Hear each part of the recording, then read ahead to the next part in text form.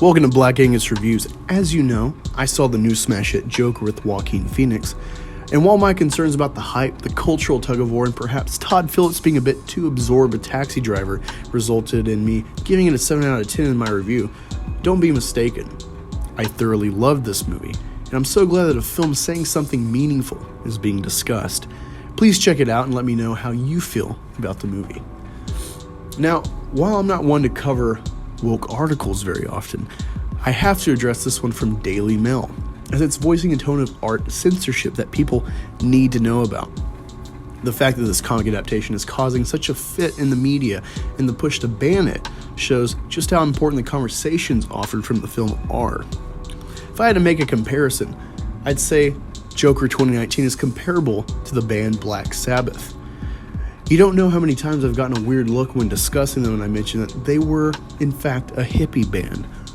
The heavy metal, the name, the look distracts people from what Ozzy and company were really about. An anti-war band, disguising their message quite well, packaging it so that it went unnoticed, or, if seen, in such an ugly, blunt manner, like in War Pigs or Children of the Grave. Likewise, in a time where gun control is being argued incessantly amid school tragedies and the lot, Joker addresses that area of discussion in the most inconvenient manner, from the assailant's perspective.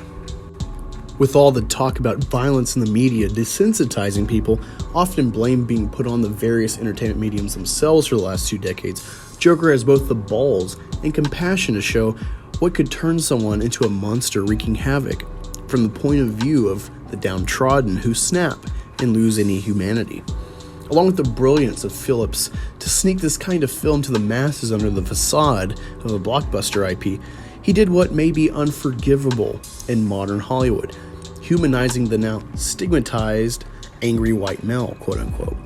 Phillips poignantly addresses mental illness, its treatment plan or lack thereof, and gun violence by showing what it looks like unaddressed.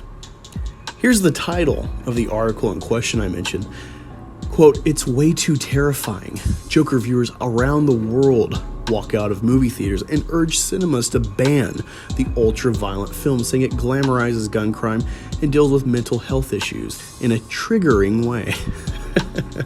Now, that subtitle is way too long, but let's look at some of these bullet points. One says, quote, "Some moviegoers bashed Joker on Twitter and said they walked out," unquote. Another one says, "A fan claimed Joker was too terrifying considering what is going on in the world." All right, now, it says a lot of the stuff that you expect. It mentions the smash hit it is at the cinema with its box office returns. But here's some quotes from Twitter that they cited, and I will link the article in the description so you can view it yourself. Quote, "I've never walked out of a movie, but with Joker, I came very close. Would have walked out of the Joker after an hour if the missus would have let me. Hashtag don't do it, folks." For one, if it bothered you so much, how about you just be a man and not rely on your wifey or girlfriend to dictate that. So you sound a bit like a cuck, but the other thing that gets me is, why are SJWs always calling people folks? It might just be my own pet peeve, but it's cringy.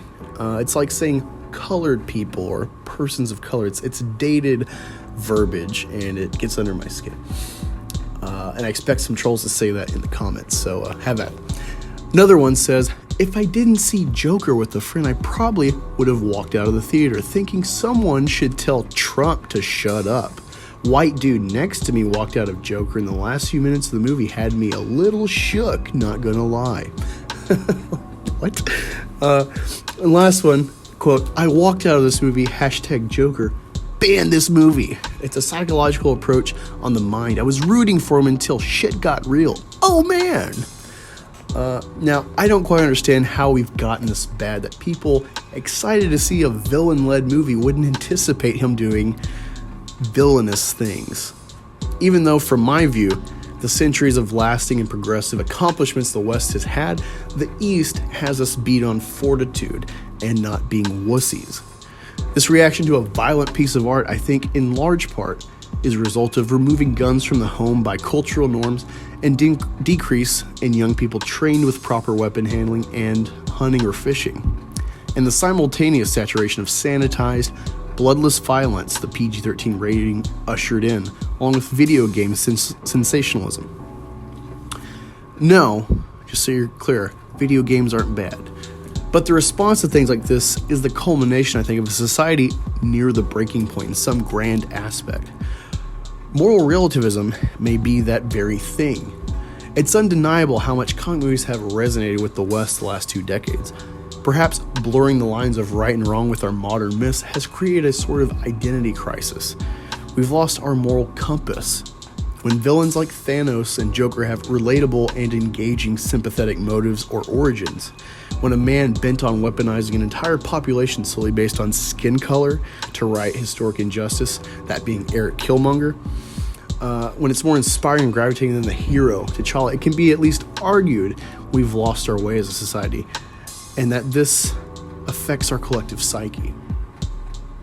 One thing I think can surprisingly be a check on the snowflake culture today is the greed of Hollywood executives seeing the money roll in on this movie. Hollywood is a copycat league, and I expect more studios will try to capitalize on serious, lower budgeted films.